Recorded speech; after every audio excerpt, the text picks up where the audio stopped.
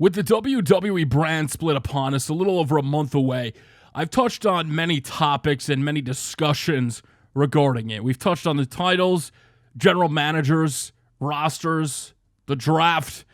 We've pretty much discussed everything at least a little bit so far. Contemplated what will happen when the shows actually do finally make that split. The one thing we haven't really touched on is the women's division. Wow. Doesn't that feel awesome to say the women's division? Not the Divas division, not a Divas title, women's wrestling.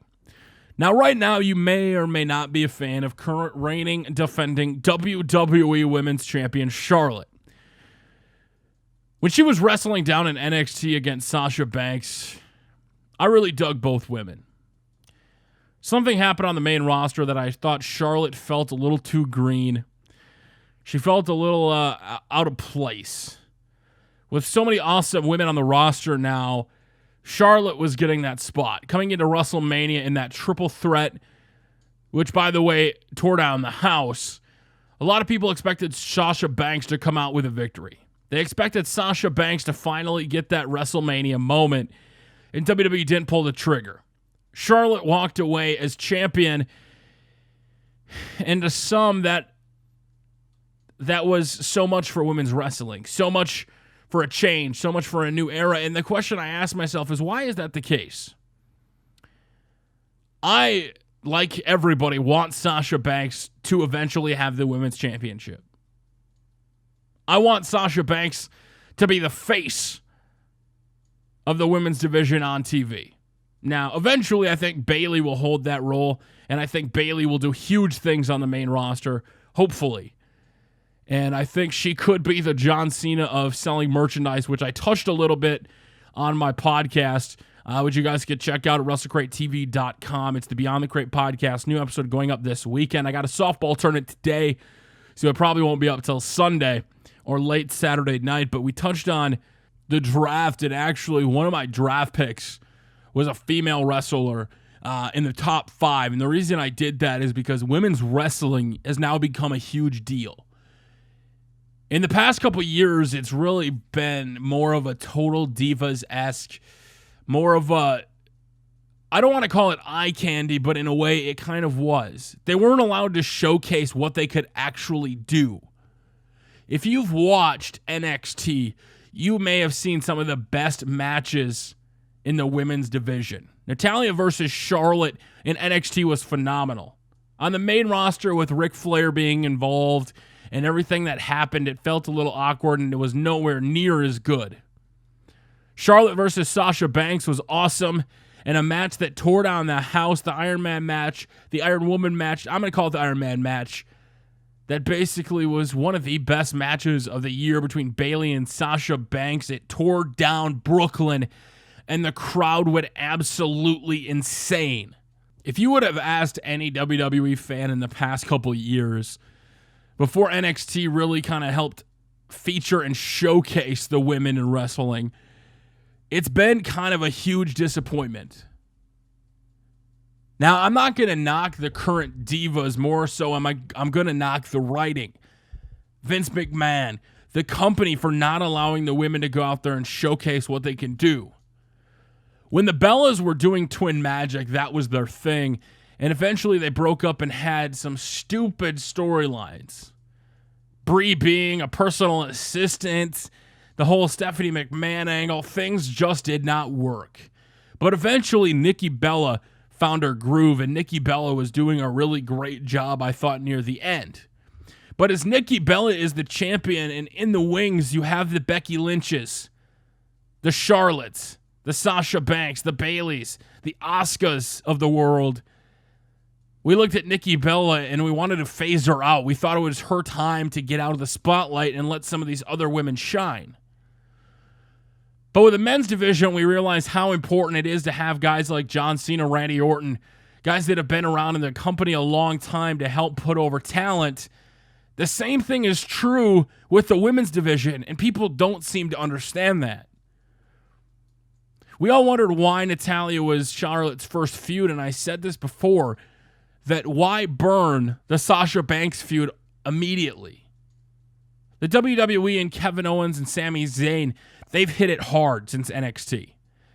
They faced off at WrestleMania when we thought they were going to have a match. They went on to face each other on the pay-per-view. Then there was a fatal four-way match, and now they're in a Money in the Bank ladder match together.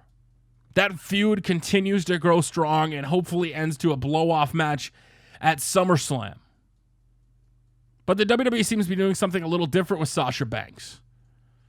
Letting Charlotte kind of get on her feet against somebody like Natalya, using history, nostalgia with Bret Hart and Ric Flair.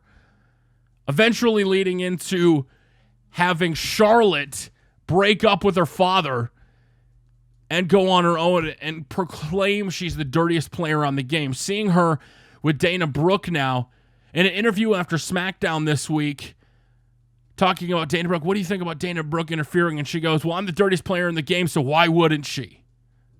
Why wouldn't I have help? And that's where I started to realize that ultimately it's more of an obstacle for somebody like Sasha Banks to overcome.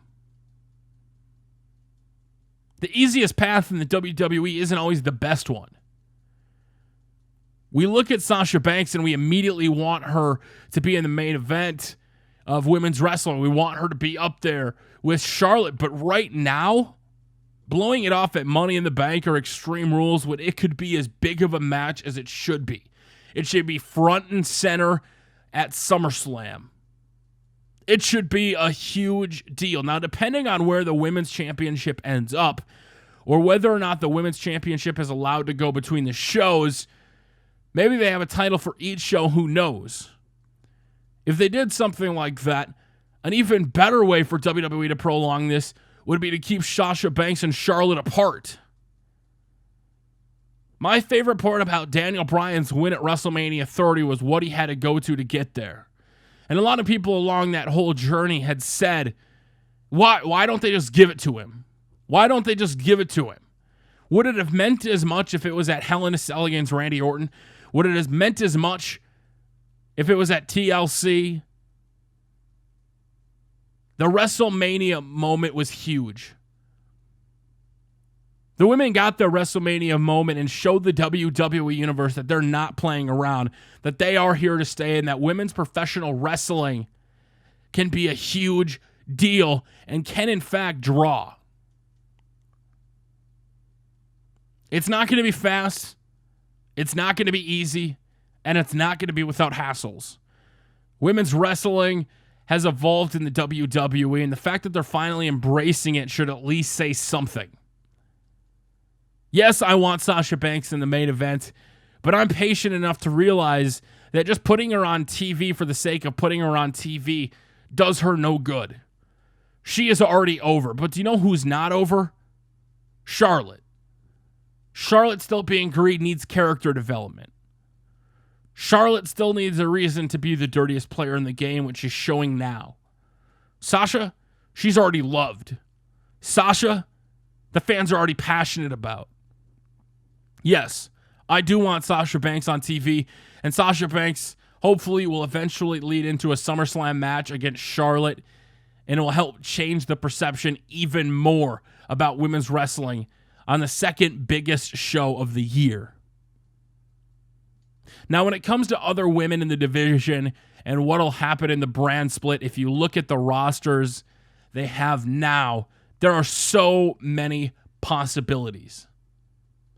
Total Divas, I don't think, is going anywhere. The Bellas are getting their own spin-off so they could kind of be kept off TV, with Brie Bella essentially retiring. Nikki Bella still around with possible injuries. She can focus on the Bella spin-off. The other divas can focus on Total Divas, and you can let the women's wrestling shine. Now, I feel kind of bad for the women that have been in the division for the past couple years. We all want to phase them out because we're sick of them. But those same women haven't been given the chance that Charlotte, Sasha Banks, Becky Lynch have. The booking of the women's division was horrid with three teams. With Team Bad, Team Bella, Team PCB. It just didn't make sense. And it took a while. And at WrestleMania, we got that triple threat. And going forward with the brand split, Hopefully we can get multiple women's matches every week. Hopefully we don't have to rely on just that one that maybe shows up on Raw, or seeing 2 matches a week for women's wrestling as a treat. Hopefully women's wrestling in this brand split is treated equally. Hopefully we get to see the stars shine in the division and show why they can do huge things in this business. I'm excited for this draft split. When this draft happens and the rosters are tore apart, hopefully each roster is constructed with the women that'll help the division the most. Now, if one show like Raw gets more of the Total Divas cast and SmackDown is about the wrestling, I'd be okay with that. If they'd like to go a different direction and reverse it, I'd be fine with that too.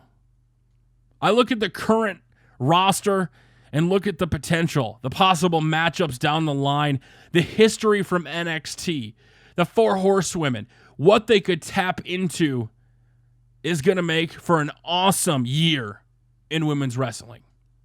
Bayley, Asuka, Nia Jax, Eva Marie, Becky Lynch, Charlotte. Man, it's a good time to enjoy women's wrestling. You may not see Sasha Banks on TV right now, but just know there's some big plans in her future. And hopefully those rumors about Vince McMahon thinking she's injury prone are just more dirt sheet bullshit.